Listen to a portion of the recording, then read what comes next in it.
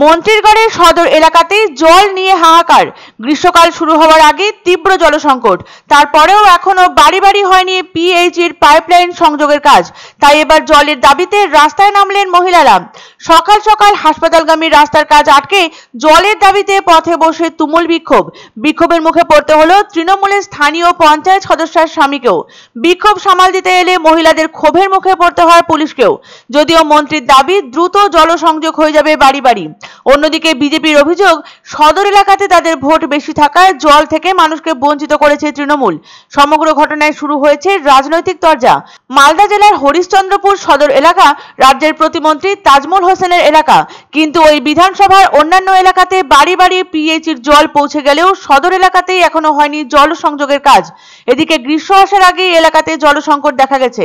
জলের জন্য ব্যাপক সমস্যায় পড়তে হচ্ছে এলাকাবাসীকে। তাই এদিন হরিশ্চন্দ্রপুর মারোয়ারি পাড়ায় হাসপাতালগামী রাস্তা আটকে বিক্ষোভ করে এলাকাবাসী। পথে বসে পড়েন এলাকার মহিলারা। আটকে দেওয়া হয় রাস্তা সংস্কারের কাজ। মহিলাদের দাবি, আগে জল তারপরে রাস্তা।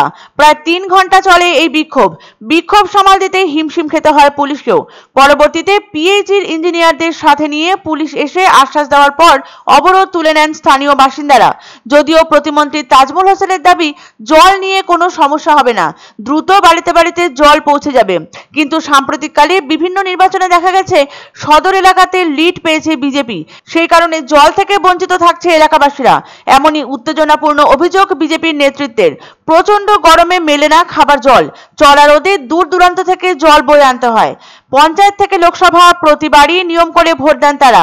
2024-এর লোকসভা ভোটের মুখেও পানীয় জলের সমস্যা নিয়ে রাজ্য সড়ক অবরোধ করে বিক্ষোভ দেখিয়েছিলেন মালদহের হরিশ্চন্দ্রপুর থানার ভিঙ্গল গ্রাম পঞ্চায়েতের লক্ষণপুর মালাকাপাড়া এলাকার বাসিন্দারা। এই ঘটনায় স্থানীয় পঞ্চায়েত ও ব্লক প্রশাসনের উদাসীনতাকে দায়ী করেছিলেন বিক্ষোভকারী মহিলারা। শুক্রবারও দেখা গেল সেই একই প্রতিচ্ছবি। এলাকাবাসীরা জানান, প্রতিবারই ভোটের আগে বিভিন্ন রাজনৈতিক দলের কাছে তারা তাদের সমস্যা তুলে ধরেন। সবাই নিয়ম মাফিক প্রতিশ্রুতি দিয়েছে, কিন্তু কাজের কাজ কিছুই হয়নি।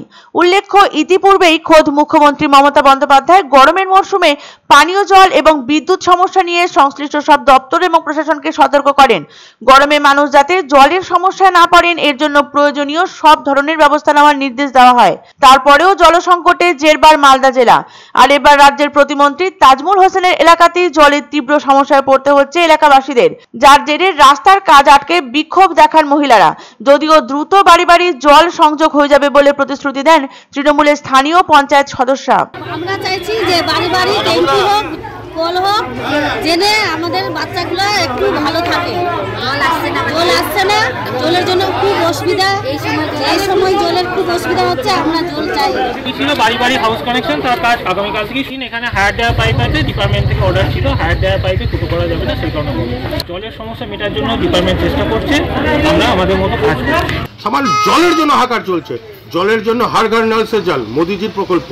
প্রধানমন্ত্রী বলে দিয়েছে যে হর ঘর নল সে জলের ব্যবস্থা করতে হবে, কিন্তু হরিশ্চন্দ্রপুর গ্রাম পঞ্চায়েতের অন্তর্গত সদর এলাকাতে যেহেতু তৃণমূল কংগ্রেস ভোট পায় না, তৃণমূল কংগ্রেস বঞ্চিত থাকে, সেই জন্য ওখানে জলের ব্যবস্থা হয়নি। পাইপ বসে গেছে, কিন্তু এখন পর্যন্ত জল সরবরাহ করা হচ্ছে না।